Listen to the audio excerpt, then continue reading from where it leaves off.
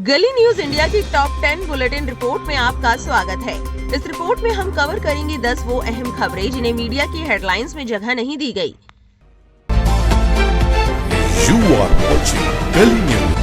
आज के शो में खास तौर से हम बात करेंगे इस्लाम और मुसलमानों से जुड़ी खबरों की।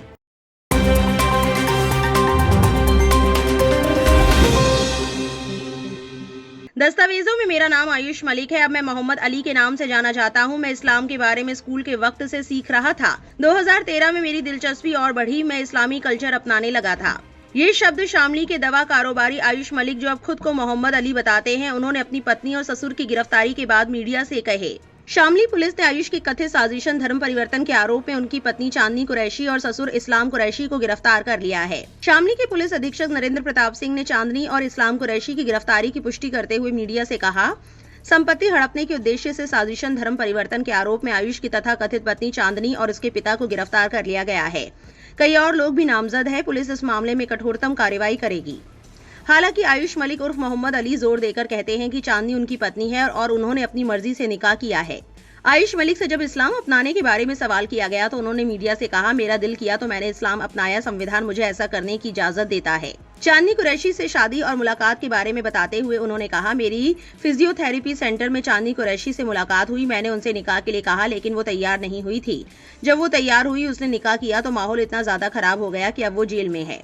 आयुष के पिता देवराज मलिक ने दावा किया है कि उनके बेटे को डराया गया है। वहीं आयुष उर्फ मोहम्मद अली ने कहा, मैं किसी डर में नहीं हूं, मैं हक के रास्ते पर हूं, मुझे किसी का कोई डर नहीं है।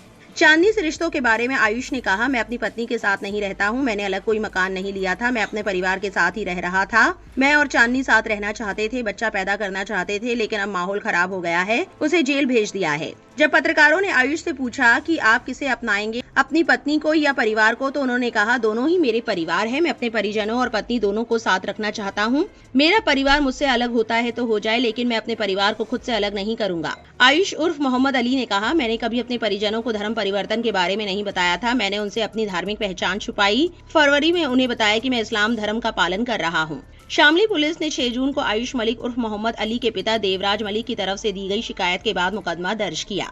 देवराज मलिक ने बीबीसी से बात करते हुए कहा, मुझे इसी साल फरवरी में पता चला कि मेरे बेटे ने धर्म परिवर्तन कर लिया है। हमने कई बार उससे वापस हिंदू धर्म अपनाने की गुजारिश की, लेकिन वो नहीं माना।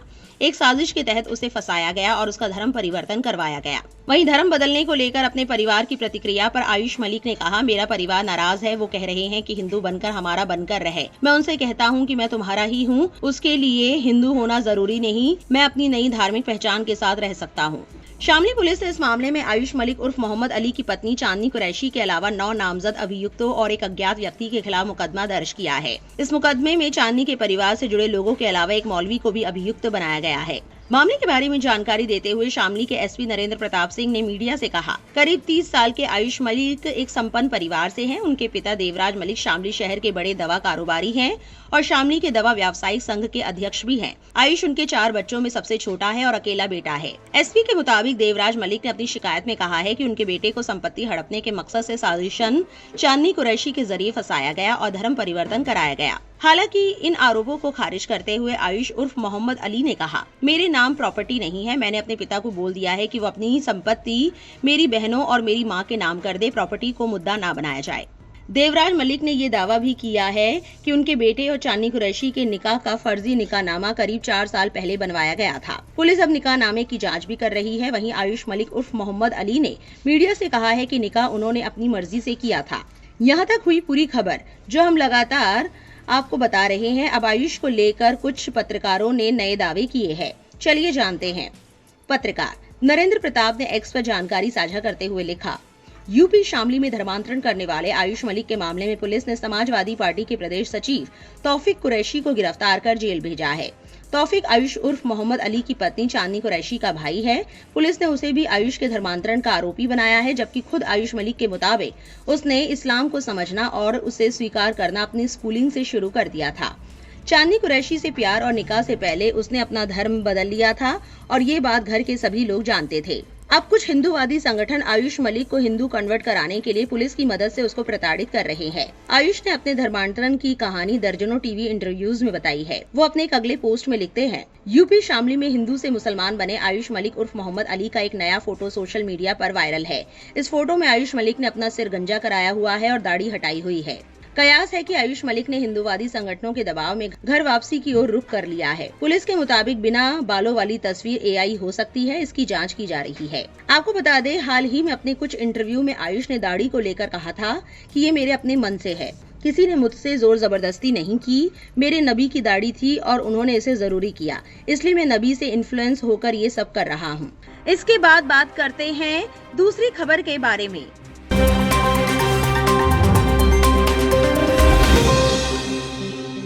उत्तर प्रदेश के शामली का आयुष मलिक, जिसने हिंदू धर्म त्याग कर इस्लाम कबूल कर लिया। आयुष मलिक ने मीडिया को बताया कि उस पर हिंदू समाज की तरफ से घर वापसी के लिए दबाव बनाया जा रहा है। हालांकि आयुष ने यह साफ कर दिया था कि वो किसी भी कीमत पर इस्लाम को नहीं छोड़ेगा। इसी कड़ी में सोशल मीडिया पर दावा किया जा रहा है कि आयुष मलिक ने घर वापसी कर ली है और अपनी इस्लामी पहचान को हटा दिया है। सोशल मीडिया पर आयुष मलिक की 2 फोटो शेयर की जा रही है, जिनमें एक तस्वीर में दाढ़ी के साथ दिखाई दे रहा है, दूसरी तस्वीर में आयुष क्लीन शेव दिखाई दे रहा है। हालांकि अभी तक इस बात की पुष्टि नहीं हुई है कि ये तस्वीर एआई जनरेटेड है या वास्तविक है। इसके साथ ही यशवीर महाराज नाम के एक हिंदुत्ववादी व्यक्ति ने ऐलान किया था कि आयुष मलिक का जल्द ही घर वापसी कराई जाएगी। इस बीच सोशल मीडिया पर आयुष मलिक की क्लीन शेव वाली तस्वीर के साथ दावा किया जा रहा है कि आयुष ने घर वापसी कर ली है। उत्तर प्रदेश के शामली का रहने वाला आयुष मलिक नाम के युवक कई साल पहले इस्लाम धर्म कबूल कर चुका था। इस बात की जानकारी जैसे आयुष मलिक के पिता देवराज मलिक को हुई, उन्होंने शिकायत दर्ज कराई और आरोप लगाया कि आयुष मलिक का ब्रेन वॉश किया गया है, जिसमें आयुष की पत्नी चांदनी कुरैशी और उसके परिवार वाले शामिल हैं। इस शिकायत के बाद पुलिस ने जबरन धर्म परिवर्तन कानून और अन्य गंभीर धाराओं में मुकदमा दर्ज कर चांदनी कुरैशी, उसके पिता समेत लगभग 8-9 लोगों को गिरफ्तार कर लिया। इसी कड़ी में समाजवादी पार्टी के नेता अल्पसंख्यक मोर्चा की राज्य कार्यकारिणी के सचिव तौफिक कुरैशी को भी गिरफ्तार कर लिया गया है। अब बात करेंगे आयुष की घर वापसी पर चल रही अटकलों पर। पत्रकार सचिन गुप्ता ने जानकारी साझा करते हुए लिखा, शामली पुलिस ने कहा, आयुष मलिक अपनी फैमिली के पास है, हमें उसके दाढ़ी मूंछ कटाने की जानकारी नहीं। फैमिली ने कहा शेविंग करा ली है, लेकिन सोशल मीडिया पर वायरल फोटो के बारे में पता नहीं। हिंदू संगठनों का दावा, आयुष बेहद जल्द सनातन धर्म में वापसी करेगा। बात करें अगर अमर उजाला में छपी रिपोर्ट के मुताबिक, तो सोशल मीडिया पर आयुष मलिक की क्लीन शेव वायरल फोटो को लेकर पुलिस और परिजन आधिकारिक तौर पर पुष्टि नहीं कर रहे हैं। उधर आयुष मलिक के पिता देवराज मलिक का कहना है कि उनके अपने पुत्र से बातचीत नहीं हुई है, उन्होंने एआई से फोटो एडिट कर वायरल किया जाना बताया है। अब इस मसले को इस्लाम के मुताबिक समझे तो इस्लाम के मुताबिक दाढ़ी न रखने से या कटा लेने से कोई ईमान से खारिज नहीं होता। इसी तरह अगर इस्लाम में तो ये तक इजाजत है, अगर आपके ऊपर दबाव हो और माहौल बिगाड़ा जा रहा हो या आपकी जान को खतरा हो तो आप इस्लाम को छुपा कर रख सकते हैं, मतलब आप दिल से अल्लाह को माने। अगर दाढ़ी ना रखने से कोई इस्लाम से निकल जाए तो मुसलमानों में फिर गिनती के मुसलमान बचेंगे जो दाढ़ी वाले मिलेंगे, वरना अक्सर तो बिना दाढ़ी के होते हैं। दाढ़ी इस्लाम में सुन्नत जरूर है मगर फर्ज नहीं। और जिस तरह से हमने सोशल मीडिया पर आयुष के बयान सुने, उससे लगता ही नहीं कि वो ईमान छोड़ सकता है, बल्कि दबाव में आकर मस्जिद जाना, मुसलमानों वाला लिबास ना पहनना या दाढ़ी मुंडा लेना या जान के खतरे की वजह से जाहिरी चीजों को छोड़ने से ईमान पर कोई आंच नहीं आती। और मान लीजिए अगर जोर जबरदस्ती दाढ़ी काट भी दी जाए तो क्या दिल से ईमान निकाला जा सकता है? इसका जवाब हम आपसे जानना चाहेंगे, कमेंट सेक्शन में जरूर बताएं। अब बताते हैं जनता इसे किस तरह देख रही है। एक यूजर ने लिखा, वे भूल गए कि आयुष मलिक ने क्या कहा था, कोई मुसलमान हिंदू बन ही नहीं सकता और अगर वो हिंदू बन गया तो वो मुसलमान था ही नहीं। दाढ़ी हटाने से वो हिंदू नहीं हो जाएगा, इस्लाम दिल में होता है, दाढ़ी में नहीं। मुस्लिम वॉइस सेल ने लिखा, अगर आयुष मलिक ने अपनी मर्जी और रजामंदी से अपना हुलिया बदला है तो ये उसका जाती फैसला है, लेकिन अगर ये सब दबाव, खौफ या जबरदस्ती के तहत हुआ है तो ये बेहद फिक्र की बात है। दाढ़ी, बाल या जाहिरी हुलिया बदल देने से किसी का ईमान नहीं बदल जाता, ईमान दिल में होता है और दिलों का हाल सिर्फ अल्लाह ताला जानता है।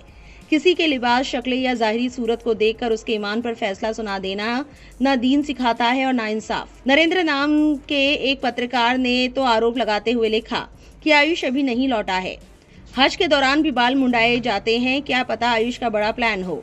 अंसार नाम के यूजर ने आरोप लगाते हुए लिखा, भारत में अब भाजपा ही सत्ता कानून के नाम पर सीधे तौर पर मुस्लिम विरोधी पक्षपात करने पर उतारू हो चुकी है। एक तरफ आयुष मलिक जिसने अपनी मर्जी से इस्लाम कबूल किया और एक मुस्लिम लड़की चांदनी से शादी की, उसके बारे में जबरन ये कहा जा रहा है, उससे दबाव और षड्यंत्र के तहत ये करवाया गया, जबकि वो लड़का खुद मीडिया में खुलेआम ऐलान कर चुका है कि मैं अपनी मर्जी से पढ़ समझकर मुसलमान बना हूं, इसमें चांदनी का कोई लेना देना नहीं। मगर इसके बावजूद चांदनी और उसके परिवार को जबरन जेल में डाल दिया गया है। वहीं दूसरी तरफ एक पाकिस्तानी सीमा हैदर तारों के नीचे से अवैध तरीके से यूपी में आती है और यही हिंदूवादी संगठन के गुंडे जो आयुष मलिक के मामले में तमाम मुसलमान समाज को कटघरे में खड़ा करने का प्रयास कर रहे हैं, वो तब जश्न मना रहे थे। सोचिए, एक पाकिस्तानी महिला घुसपैठ से भारत में आई है, उसको हिंदू बनाकर सचिन से शादी करवाते हैं और वो महिला यहाँ बच्चे भी पैदा कर रही है। एक तरफ आयुष मलिक ने अपनी मर्जी से चांदनी से शादी की तो उसका परिवार आज जेल में है, मगर सीमा हैदर पर कार्रवाई करना तो बहुत दूर की बात, झूठे मुंह कभी उसे बुलाकर पूछताछ भी इस यूपी सरकार ने नहीं की है। ये दोहरा मापदंड नहीं और क्या है? एक काम करिए, अब सीधा बोल दीजिए कि हम मुसलमान होने को ही अपराध बनाने जा रहे हैं। मुसलमानों से जुड़ी हर चीज अब कानून के नाम पर लपेट दी जाएगी, चाहे वो नमाज हो, चाहे शादी ब्याह हो, चाहे आपकी कुर्बानी हो या आपकी मस्जिद पर बुलडोजर चलाना हो। लोकतंत्र के नाम लठतंत्र चल रहा है। तीसरी खबर भी इस हफ्ते बहुत वायरल है।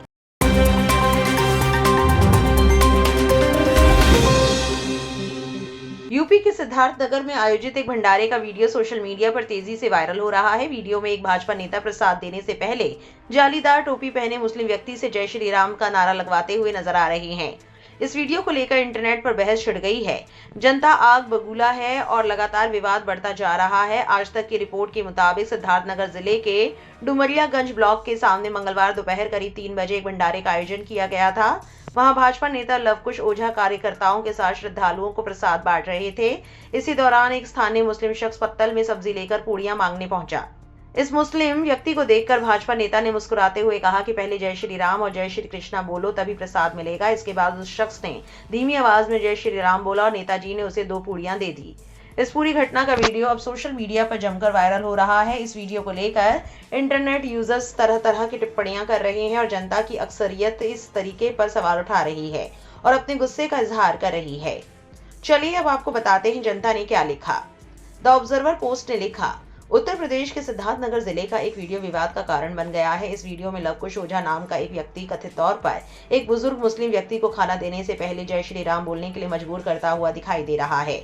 ओझा, जिसे भनवा पूर्व ब्लॉक का मुख्य प्रतिनिधि बताया जा रहा है, घटना के समय कथित तौर पर प्रसाद बांट रहा था। ऑनलाइन वायरल हो रहे वीडियो में बुजुर्ग व्यक्ति पर दबाव डाला जा रहा है, जबकि वहां मौजूद अन्य लोग कथित तौर पर हंस रहे थे और इस दृश्य को रिकॉर्ड कर रहे थे। हुमा नाज ने फिक्र जाहिर करते हुए लिखा, ये कैसा देश बना दिया है। बुजुर्ग का हाथ कांप रहा है, चेहरे पर शर्मिंदगी झलक रही है, कैमरे की तरफ बेचारगी भरी नजरों से देख रहा है। जय श्री राम बोलो। लवकुश ओझा प्रतिनिधि भंवपुर ब्लॉक ने बेशर्मी के साथ मुस्लिम बुजुर्ग से जय श्री राम बोलने को मजबूर किया। इतना ही नहीं, उसने ये भी बोला कि बोलोगे तभी खाना मिलेगा। क्या देश में कोई संवैधानिक संस्था बची है जो इन नफरती लोगों पर रोक लगा सके? पत्रकार, लेखक, हिस्टोरियन अशोक पांडे ने लिखा, अपनी भूख पर कंट्रोल कीजिए, जहां इज्जत ना हो वहां हाथ ना फैलाइए। क्या जरूरत है 2 पूड़ी के लिए ऐसे बेइज्जत होने की? पत्रकार जवा ने लिखा, अपनी भूख पर काबू रखो, खाने के लिए अपनी इज्जत दांव पर मत लगाओ। 2 पूरियों के लिए इतनी बेइज्जती सहना ठीक नहीं था। एक और यूजर ने लिखा, मैंने कभी किसी मुसलमान को खाने के बदले किसी से अल्लाहू अकबर का नारा लगाने के लिए कहते हुए नहीं देखा। अब आपको बताते हैं चौथी खबर के बारे में।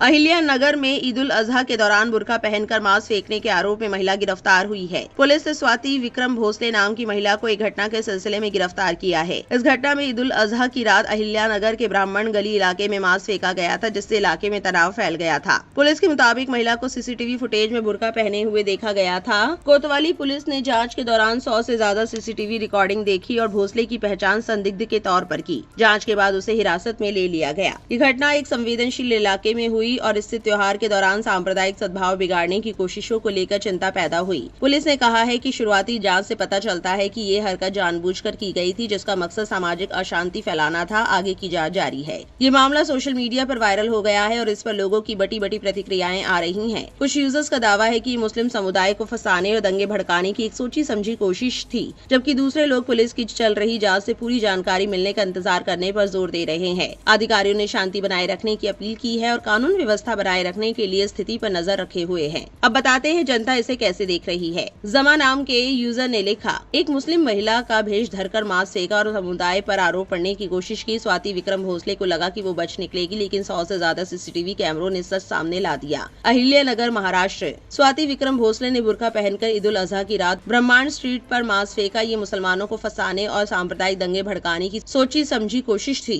पुलिस ने 100 से ज्यादा सीसीटीवी फुटेज देखे, उसकी पहचान की और उसे गिरफ्तार कर लिया। हिंदू कट्टरपंथी सांप्रदायिक हिंसा भड़काने के लिए बेताब है पुलिस का अच्छा काम। एक और यूजर ने लिखा, समाज में अशांति फैलाने का ये बहुत पुराना तरीका है, लेकिन इन कामों में महिलाओं का शामिल होना कुछ नया है। एक यूजर ने दावा करते हुए लिखा, मैंने ये वीडियो अपलोड किया था जिसमें दिखाया गया था कि कैसे स्वाति भोसले ने सांप्रदायिक तनाव पैदा करने और मुसलमानों को फंसाने के लिए हिंदू इलाके में मांस फेंका, लेकिन बाद में उन्हें गिरफ्तार कर लिया गया। सरकार ने भारत में इस वीडियो पर रोक लगा दी, ये कहते हुए कि ये स्थानीय कानून का उल्लंघन करता है। कृपया वीडियो देखें और कमेंट करें कि आपके हिसाब से इसने किस कानून का उल्लंघन किया है।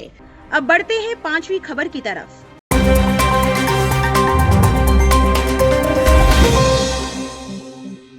बहुचर्चित आयुष मलिक धर्मांतरण मामले में सोमवार की रात उस समय एक नया और बेहद गंभीर मोड़ आ गया, जब सोशल मीडिया पर वायरल हो रहे एक वीडियो को लेकर बड़ा विवाद खड़ा हो गया। एक वीडियो के क्रॉप्ड वर्जन को सोशल मीडिया पर वायरल जनता ने आयुष की बहन बताकर उस वीडियो को धड़ल्ले से शेयर किया और जनता ने समझा कि ये आयुष की बहन है। एक यूजर ने लिखा, मोहम्मद अली उर्फ आयुष की बहन ने लोगों से कहा उसका पीछा छोड़ दे, वो मर जाएगा, लेकिन कोई उसे दोबारा हिंदू नहीं बना सकता। बहन भी जानती है उसके भाई का ईमान कितना पक्का हो चुका है। ज्योति नाम की यूजर ने लिखा, इस बहन को सलाम, ये हजारों भाइयों से भी ज्यादा बहादुर है। क्या मीडिया अब परिवार को परेशान करना बंद करेगा? क्या पुलिस हार मान लेगी या नफरत फैलाने वाले यशवीर महाराज के सामने झुक जाएगी? ट्रुथ नाम के यूजर ने लिखा, वो मर जाएगा लेकिन हिंदू नहीं बनेगा। इस वीडियो को इसी दावे के साथ बहुत से लोगों ने शेयर किया और खास तौर से मुसलमानों के बीच भी इस वीडियो ने काफी मकबूलियत हासिल की। इस वीडियो के वायरल होने के बाद एक नया मोड़ आया कि इस वीडियो को फैलाने वालों के खिलाफ भी बहुत से लोगों ने इस वीडियो को लेकर गुस्से का इजहार किया और इस्लाम मुसलमानों को निशाना बनाया। एक यूजर ने लिखा, फेक न्यूज अलर्ट, इस्लामवादी एक झूठा वीडियो फैला रहे हैं जिसमें दावा किया गया है कि महिला आयुष मलिक की बहन है। वीडियो में महिला का दावा है कि आयुष मलिक कभी भी हिंदू धर्म में वापसी नहीं करेगा। वो आयुष की बहन नहीं है, उसके पिता ने स्पष्ट किया है। आयुष के नकली एआई जनित वीडियो से लेकर साक्षात्कार के लिए अभिनेताओं तक देखे कि इस्लामवादी किस हद तक जाने को तैयार हैं। एक और यूजर ने लिखा, एक लड़की का वीडियो वायरल हुआ जिसमें उसने कहा कि वो आयुष मलिक की बहन है और आयुष ने जो किया अच्छा किया, उसे अपनी लाइफ जीने दो। शांति दूतों ने उसे अपनी बहन बना लिया, सब उसे दीदी दीदी बाजी बाजी कहने लगे। अब पता चला है कि वो एक रेड लाइट एरिया की मियां खातून है और धंधा करती है, उसका आयुष मलिक से कोई लेना देना नहीं है। अब्दुल का पिछले 1 महीने से लगातार कट रहा है। पहले आयुष मलिक को जीजा बनाया, उसने घर वापसी कर ली और अब एक बाजी बनाई, वो धंधे वाली मियाइन निकली। एक और यूजर ने लिखा, जिहादी कौम एक लड़की का फेक वीडियो शेयर कर रहे हैं और बोल रहे हैं कि आयुष की बहन है और वो बोल रही है कि आयुष दोबारा हिंदू धर्म में नहीं जाएगा। आयुष के पिता ने साफ साफ कहा कि वीडियो वाली लड़की उनकी बेटी नहीं है। इसके बाद आयुष मलिक के पिता का एक वीडियो आता है। समाज के सभी सम्मानित नागरिकों को अवगत कराना चाहता हूं कि सोशल मीडिया पर एक लड़की आयुष की बहन बनकर भ्रामक प्रचार कर रही है। वो वास्तविकता ये है कि वह आयुष की बहन नहीं है और न ही मेरी बेटी है, इसलिए उसके द्वारा भ्रांति फैलाने की अफवाहों से दूर रहें। साथ ही साथ शामिल पुलिस ने भी इस मसले पर चिंता जताते हुए लिखा, सोशल मीडिया पर एक महिला द्वारा स्वयं को आयुष मलिक की बहन बताते हुए वायरल किए जा रहे वीडियो के संदर्भ में अवगत कराना है कि उक्त महिला का आयुष से कोई भी पारिवारिक संबंध नहीं है। आयुष मलिक के पिता एवं परिजनों द्वारा इसे समाज में भ्रामकता और सांप्रदायिकता फैलाने की साजिश बताते हुए कोतवाली शामली पर तहरीर दी गई है, जिसके आधार पर थाना कोतवाली शामली पर सुसंगत धाराओं में अभियोग पंजीकृत किया गया है, जिसमें साक्ष्य संकलन की कार्यवाही प्रचलित है। जनपद शामली पुलिस द्वारा अपील की जाती है कि सोशल मीडिया पर भ्रामक तथ्यहीन एवं भड़काऊ पोस्ट प्रसारित न करें, अन्यथा संबंधित के विरुद्ध विधिक कार्यवाही की जाएगी। अभी रुकिए, मामला यहाँ पर खत्म नहीं होता। इस मामले में एक और भी ट्विस्ट है जो कि और भी ज्यादा हैरान करने वाला है। गली न्यूज ने जब इस लड़की के वायरल वीडियो की पड़ताल की तो पाया R24 न्यूज चैनल के एक लॉन्ग इंटरव्यू में लड़की ने आयुष को अपना सगा भाई तो बोला ही नहीं बल्कि भाई बोला। वहीं साथ ही साथ चैनल एंकर ने वायरल लड़की का तारुफ सोशल एक्टिविस्ट शबीना आजमी के नाम से कराया। साथ मशहूर सोशल एक्टिविस्ट सबीना खान जी हैं जुड़ेंगे, मगर लोगों ने क्लिप काट कर इस लड़की को आयुष की बहन बताया। इसी तरह फिर इसका उलट इस वायरल वीडियो को मुस्लिमों के खिलाफ भी इस्तेमाल किया गया। यहाँ तक कि जब R24 न्यूज ने अपने वायरल हो रहे इस वीडियो पर आकर खुद सफाई दी और उन्होंने कहा कि उनके लॉन्ग वीडियो से क्रॉप करके गलत नैरेटिव फैलाया गया, जबकि हमने शुरू में ही उस लड़की का सही इंट्रोडक्शन कराया था। जो छोटा सा अंश जो है काट करके काफ़ी वायरल किया जा रहा है, जिसमें दावा किया जा रहा है कि सबीना खान जो है आयुष मलिक की बहन है। तो ऐसा कुछ नहीं है, सबीना खान सामाजिक कार्यकर्ता है, आयुष मलिक की बहन नहीं है। बाकी जनता के लिए नसीहत है, कोई भी खबर शेयर करने से पहले एक बार उसकी तस्दीक जरूर कर ले। इसके बाद बात करते हैं छठी खबर को लेकर, जो काफी अहम है।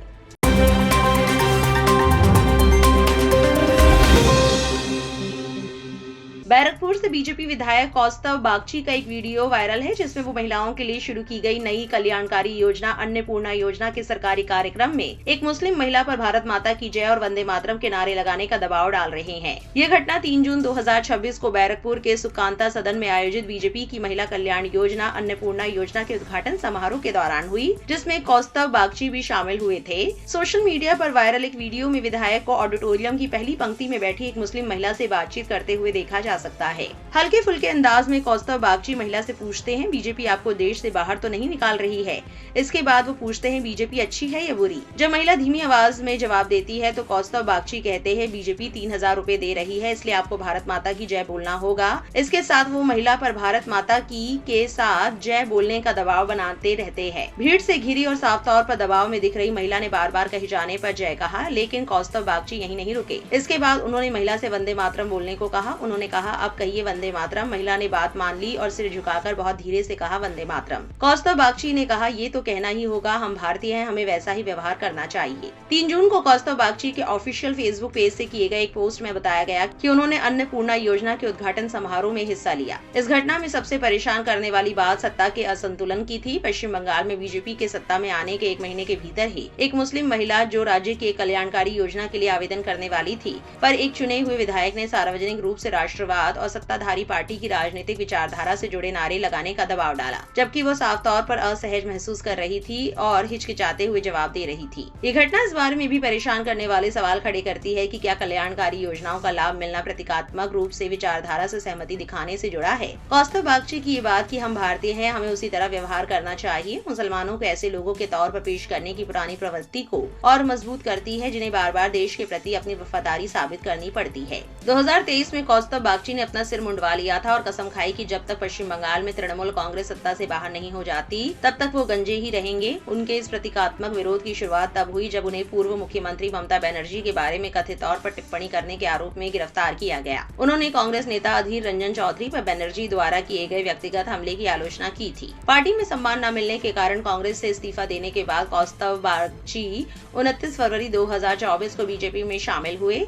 इसके बाद उन्होंने बैरकपुर सीट से 2026 का विधानसभा चुनाव लड़ा और बंगाली फिल्म निर्माता व टीएमसी उम्मीदवार राज चक्रवर्ती को हराया। बंगाल में जीत के बाद बीजेपी सरकार ने 25 से 60 साल की महिलाओं के कल्याण के लिए अन्नपूर्णा योजना शुरू की। इस योजना के तहत महिलाओं को हर महीने 3000 रुपए मिलेंगे। ये योजना पिछली सत्ताधारी पार्टी की लक्ष्मी भंडार योजना की जगह लेगी, जिसके तहत महिलाओं को हर महीने 1500 से 1800 रुपए मिलते थे। अब बात करेंगे हम इस हफ्ते की 7वीं बड़ी खबर की।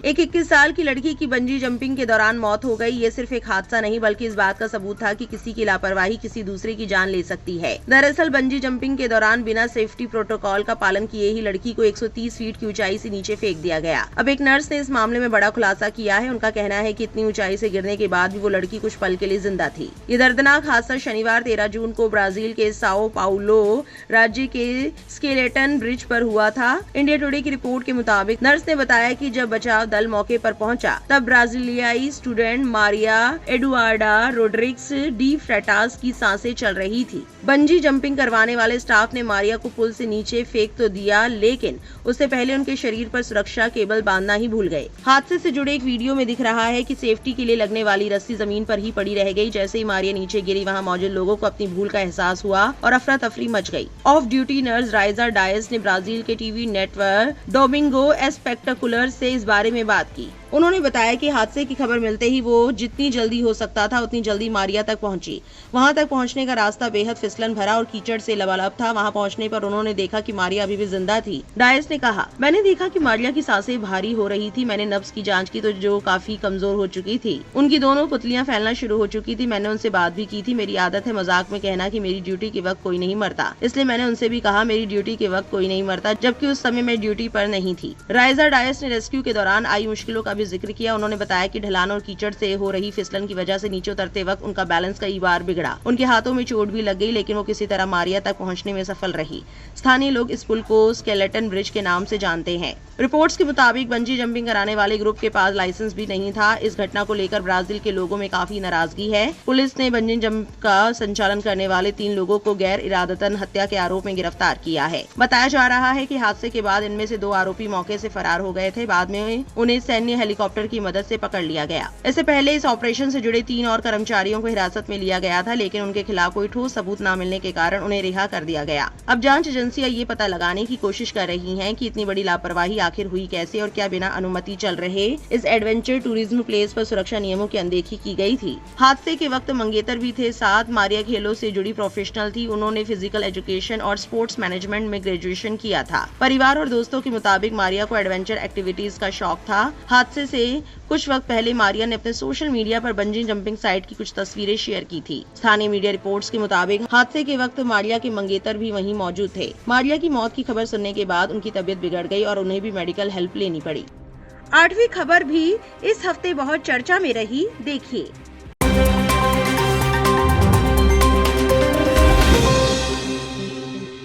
नीट यूजी 2026 का री एग्जाम 21 जून को होगा। इससे ठीक पहले भारत सरकार ने टेलीग्राम पर टेम्पररी रोक लगा दी है। वजह है पेपर लीक के फर्जी दावे जैसे आरोप। नेशनल टेस्टिंग एजेंसी यानी एनटीए ने कहा है कि टेलीग्राम पर कई चैनल ऐसे चल रहे थे जो दावा कर रहे थे कि उनके पास नीट का क्वेश्चन पेपर है। कुछ चैनल कथित तौर पर छात्रों और उनके परिवारों से पेपर के बदले लाखों रुपए तक मांग रहे थे। इसके बाद सरकार ने टेलीग्राम पर 2 अस्थायी पाबंदियां लगाने का फैसला किया है। Ministry of electronics and information technology ने 2 अलग अलग निर्देश जारी किए हैं। पहला, टेलीग्राम की भारत में पहुंच यानी एक्सेस को 22 जून 2026 तक सीमित किया गया है। ये नीट यूजी 2026 की री एग्जाम और उसके तुरंत बाद तक की है। दूसरा, टेलीग्राम को भारत में पहले से पोस्ट किए गए मैसेज को एडिट करने वाला फीचर 30 जून 2026 तक बंद करना होगा। एनटीए ने बताया कि सरकार ने इंफॉर्मेशन टेक्नोलॉजी एक्ट 2000 की धारा 69A के तहत टेलीग्राम पर 22 जून 2026 तक टेम्पररी रोक लगाने का निर्देश दिया है। प्लेटफॉर्म को निर्देश दिया है कि वो भारत में 30 जून 2026 तक पहले से भेजे गए मैसेज को एडिट करने का फीचर बंद कर दे,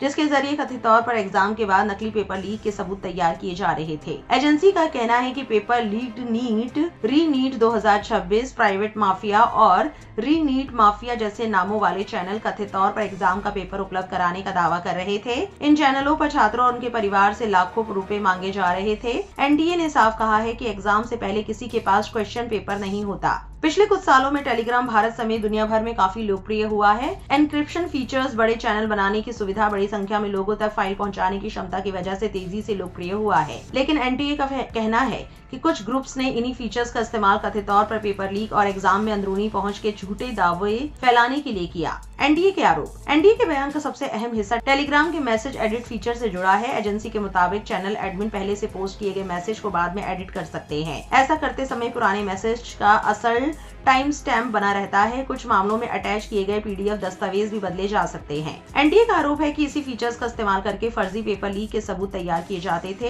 एजेंसी ने बताया कि कथित तौर पर कुछ चैनल एग्जाम से पहले कोई सामान्य मैसेज पोस्ट कर देते थे। एग्जाम खत्म होने के बाद उसी पुराने मैसेज को एडिट करके उसमें असली क्वेश्चन पेपर डाल दिया जाता था। फिर उस मैसेज का स्क्रीनशॉट फैलाकर दावा किया जाता था कि प्रश्न पत्र एग्जाम से पहले उपलब्ध था। एनटीए ने ऐसे स्क्रीनशॉट्स को फर्जी पेपर लीक आर्टिफैक्ट बताया है। एजेंसी का कहना है कि इसी रास्ते को बंद करने के लिए 30 जून तक एडिट फीचर बंद करने का निर्देश दिया गया है। अब बात करते हैं दिग्गज और जनता इस फैसले को कैसे देख रही है। एक तरफ तो सरकार के प्रशंसक है तो जो सरकार के हर फैसले को एक अच्छा कदम बताते हैं और उनकी अपनी दलीलें भी होती है। मगर यहाँ हम बात करेंगे ऐसे कुछ सवालों की जो जनता ने सरकार से किए हैं। अपूर्वा जैन ने लिखा, मेरे भाई के नीट पीजी के नोट्स, वीडियो और पेड स्टडी ग्रुप सब टेलीग्राम पर थे। टेलीग्राम बैन हो गया, इसलिए अब उसे उन स्कैमर्स को मैसेज करना पड़ रहा है जो पायरेटेड कंटेंट बेचते हैं ताकि वो उस चीज को एक्सेस कर सके जिसके लिए उसने पहले ही पैसे दिए थे। नीट यूजी का एक पेपर लीक होने से रोकने के लिए आपने हजारों ईमानदार एस्पिरेंट्स का एक्सेस ही बंद कर दिया।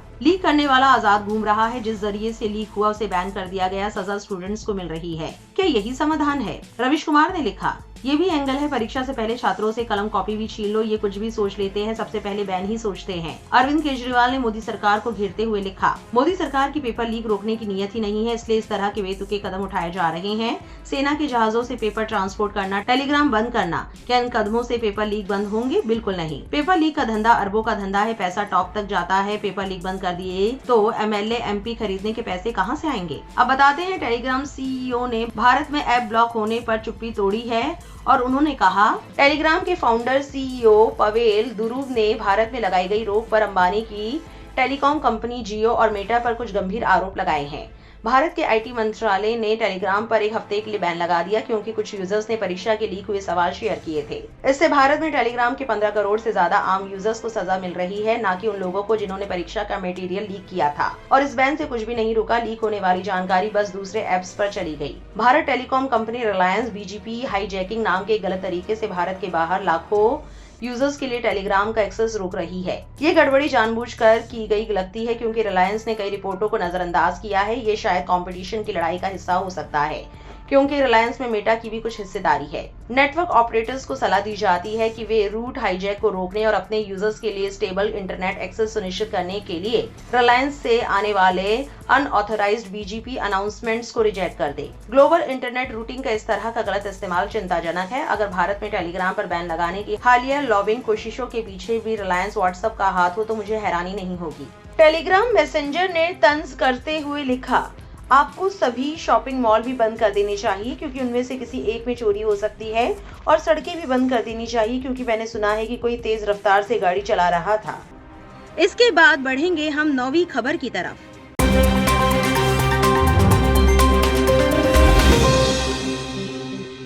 कोलकाता के नेताजी सुभाष चंद्र बोस इंटरनेशनल एयरपोर्ट पर अधिकारियों ने बांकरा मस्जिद को एयरपोर्ट के ऑपरेशनल जोन से दूसरी जगह शिफ्ट करने की योजना की पुष्टि की है। माना जाता है कि ये मस्जिद 130 साल से भी ज्यादा पुरानी है और एयरपोर्ट से भी पहले बनी थी। ये एयरपोर्ट के सेकेंडरी रनवे से लगभग 165 मीटर की दूरी पर स्थित है। एविएशन अधिकारियों का लंबे समय से कहना है कि इसकी लोकेशन की वजह से ऑपरेशन में दिक्कतें आती हैं और सुरक्षा व क्षमता को बेहतर बनाने के लिए जरूरी अहम इंफ्रास्ट्रक्चर अपग्रेड नहीं हो पाते हैं। एयरपोर्ट डायरेक्टर विक्रम सिंह ने हाल ही में पुष्टि की कि पुराने टर्मिनल बिल्डिंग को, जो 2013 में नए इंटीग्रेटेड टर्मिनल के शुरू होने से पहले कोलकाता एयरपोर्ट के लिए काम करती थी, इस साल हज ऑपरेशन पूरा होने के बाद गिरा दिया जाएगा। मस्जिद को दूसरी जगह शिफ्ट करना इस बड़े रीडेवलपमेंट प्लान का हिस्सा हो सकता है। एयरपोर्ट अधिकारियों के अनुसार इंटरनेशनल एविएशन सेफ्टी स्टैंडर्ड्स के तहत इस तरह के स्ट्रक्चर के लिए रनवे से कम लगभग 240 मीटर की दूरी जरूरी है। बांकरा मस्जिद अभी सेकेंडरी रनवे से लगभग 165 मीटर की दूरी पर है, जिससे एविएशन अधिकारियों के मुताबिक ऑपरेशन में बड़ी रुकावट आती है। अधिकारियों का कहना है कि स्ट्रक्चर के पास होने की वजह से एडवांस्ड इंस्ट्रूमेंट लैंडिंग सिस्टम नहीं लगाया जा सका है। ये टेक्नोलॉजी खराब विजिबिलिटी के दौरान सुरक्षित एयरक्राफ्ट ऑपरेशन के लिए बहुत जरूरी है। इन पाबंदियों की वजह से एयरपोर्ट अधिकारियों को रनवे पर टच डाउन पॉइंट्स छोटे करने पड़े हैं और बड़े इंटरनेशनल एयरक्राफ्ट रनवे का पूरा इस्तेमाल नहीं कर पाते हैं। ये मुद्दा आधी सदी से भी ज्यादा समय से राजनीतिक रूप से संवेदनशील बना हुआ है। 1950 और 1960 के दशक में एयरपोर्ट के विस्तार के दौरान आसपास के कई गांवों को दूसरी जगह बसाया गया था। हालांकि स्थानीय लोगों का कहना है कि वे तभी दूसरी जगह जाने को तैयार हुए जब उन्हें भरोसा दिलाया गया कि ऐतिहासिक मस्जिद को कोई नुकसान नहीं पहुंचाया जाएगा। अधिकारियों के अनुसार दूसरी जगह बसाने के प्रस्ताव में पूजा स्थल को खत्म करना शामिल नहीं है, बल्कि उसे ज्यादा उपयुक्त जगह पर ले जाना शामिल है। सूत्रों का कहना है कि अधिकारियों ने पुनर्वास पैकेज के तहत एयरपोर्ट परिसर के बाहर एक बड़ी और आधुनिक मस्जिद बनाने का प्रस्ताव दिया है।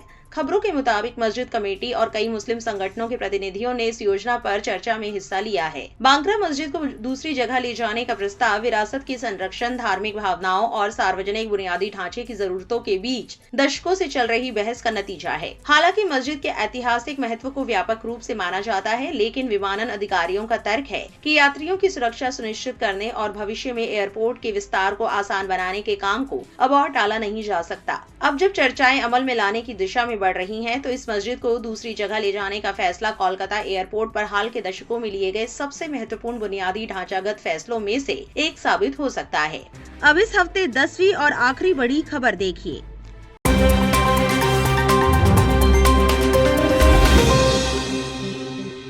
उत्तर प्रदेश के बदायूं जिले में एक मुस्लिम महिला और हिंदू पुरुष ने पुलिस की देखरेख में शादी की। ये शादी तब हुई जब उनके परिवारों के बीच का विवाद स्थानीय पुलिस स्टेशन तक पहुंच गया। शादी उसावन इलाके के खाटू श्याम मंदिर में हुई, जहां जोड़े ने पुलिस अधिकारियों की मौजूदगी में शादी की रस्में पूरी की।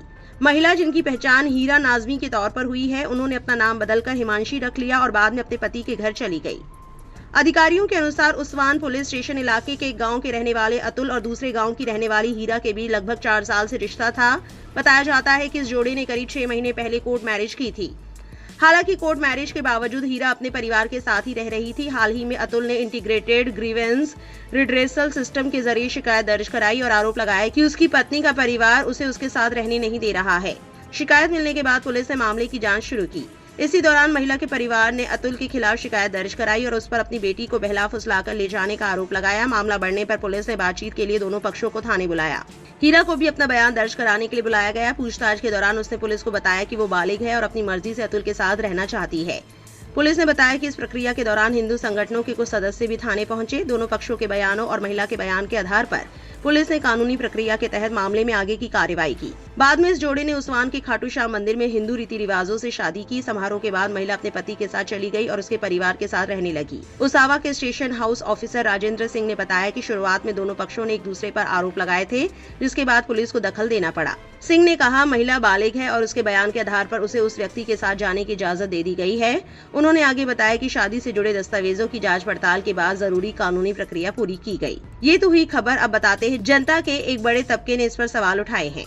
पत्रकार अशरफ ने लिखा, बदायूं में मुस्लिम युवती हीरा नाजमी ने अतुल से शादी का सनातन धर्म अपना लिया और अपना नया नाम हिमांशी कुमारी रख लिया। कोर्ट मैरिज के बाद दोनों ने हिंदू रीति रिवाज से विवाह किया। शादी के दौरान राष्ट्रीय बजरंग दल भी मौजूद रहा। बस एक सवाल है कि अगर मामला ठीक इसके उल्टा रहता तो क्या मीडिया इतनी सकारात्मक खबरें चलाती। सरकास्टिक नाम की यूजर ने लिखा, क्या कोई मीडिया वाला जाकर उसके फैसले के बारे में उससे कड़े सवाल पूछेगा? मुझे यकीन है कि वो आयुष की तरह अपने फैसले को समझा नहीं पाएगी। मुस्लिम वॉइस सेल ने लिखा, बदायूं उत्तर प्रदेश, हीरा नाजमी ने अतुल से शादी का सनातन धर्म अपनाया और अपना नया नाम हिमांशी कुमारी रख लिया। कोर्ट मैरिज के बाद दोनों ने हिंदू रीति रिवाज से विवाह किया। शादी के दौरान राष्ट्रीय बजरंग दल मौजूद रहा, लेकिन अगर यही मामला उल्टा होता, लड़का मुस्लिम और लड़की हिंदू, तो यही बजरंग दल और कई हिंदू संगठन इसे लव जिहाद बताकर FIR, गिरफ्तारी और यहाँ तक कि बुलडोजर एक्शन तक की मांग लेकर सड़क पर उतर जाते। एक और यूजर ने लिखा, बजरंग दल की आर्थिक मदद और पुलिस सुरक्षा से एक मुस्लिम लड़की हिंदू लड़के से शादी करने के लिए हिंदू धर्म अपना लेती है, लेकिन अगर कोई हिंदू लड़का अपनी मर्जी से इस्लाम अपनाता है तो उसे परेशान किया जाता है, या फिर अगर कोई मुस्लिम लड़का किसी हिंदू लड़की से शादी करता है तो वही पुलिस उसे लव जिहाद के आरोपों के तहत परेशान करती है। इसी मसले को तफसील से जिक्र करते हुए वसीम अकरम त्यागी ने बड़े बड़े आरोप लगाते हुए लिखा, बदायूं में हीरा नाजमी ने धर्म बदलकर अतुल कुमार से एक मंदिर में जाकर विवाह कर लिया। हीरा नाजमी ने अपना नया नाम हिमांशी कुमारी रखा है। हीरा नाजमी ने हिंदू रीति रिवाज से विवाह किया है। हीरा नाजमी का कहना है कि उसने मर्जी से हिंदू धर्म अपनाया है। हीरा ने आरोप लगाया कि उसे उसके परिजनों से खतरा है। जिस मंदिर में उसने शादी की है वो मंदिर बदायूं उसावा थाना क्षेत्र में है। युवती ने जैसे ही परिजनों से खतरे की आशंका जताई, तुरंत बदायूं पुलिस ने उत्तर दे दिया कि मामला उनके संज्ञान में है। बदायूं पुलिस तत्परता दिखाते हुए धर्म बदलकर दूसरे धर्म के युवक से मंदिर में विवाह रचाने वाली हीरा नाजमी को आश्वस्त कर रही है कि तुम बेफिक्र होकर हनीमून पर जाओ। यहाँ पुलिस ने धर्मांतरण के इस खेल को समझने की कोशिश या इसकी जांच करने को जरूरी नहीं समझा कि एक युवती कैसे अचानक अपना धर्म बदलकर मंदिर में जाकर विवाह रचा लेती है। हाँ, इसी हीरा नाजमी की मोहब्बत में इसका आशिक धर्म बदलकर अतुल कुमार से अदनान अहमद बन गया होता, तब हीरा नाजमी को खतरा पुलिस से होता, ना कि परिजनों से। तब बदायूं पुलिस इसके तार पाकिस्तान से जुड़ रही होती। हिंदूवादी संगठनों के फ्रिंज एलिमेंट्स नंगा नाच कर रहे होते। प्रॉपर्टी हड़पने की कहानी गढ़ी जा चुकी होती। ब्रेन वॉश का राग अलापा जा रहा होता। 1.5 दशक पहले दुनिया से जा चुके इस्लामिक विद्वान से संपर्क जोड़ा जा रहा होता और इस युवती समेत उसका पूरा परिवार जेल में बंद कर दिया गया होता। जिसने निकाह पढ़ाया होता वो भी जेल जा चुका होता। लेकिन अब ऐसा कुछ नहीं है, क्योंकि युवती ने हिंदू धर्म अपनाया है। मदर ऑफ डेमोक्रेसी की सरकारें और उन सरकारों के अधीन आने वाली पुलिस इतनी निष्पक्ष है कि उसका पक्ष अंधों को भी नजर आ रहा है। इस पुलिस को खुद को हिंदूवादी संगठनों का ही अनुषंगिक संगठन घोषित कर देना चाहिए, क्योंकि ऐसे मामलों में पुलिस की कार्यशैली वही है जैसा हिंदूवादी दक्षिणपंथी संगठन चाहते हैं। हिंदूवादी संगठन की तरफ से अक्सर इस तरह के बयान आते रहे कि जो हिंदू युवा दूसरे समुदाय की युवती से प्रेम विवाह करेगा उसे पुरस्कृत किया जाएगा, लेकिन इसके बावजूद पुलिस ऐसे मामलों की जांच करना तो दूर, FIR दर्ज करना तक गवारा नहीं समझती। इस वर्ग में निष्पक्ष न्याय का मुद्दा ही नहीं है। इन खबरों को लेकर आपकी क्या राय है, कमेंट सेक्शन में जरूर लिखें और ऐसी और अपडेट्स के लिए गली न्यूज को सब्सक्राइब करना ना भूलें।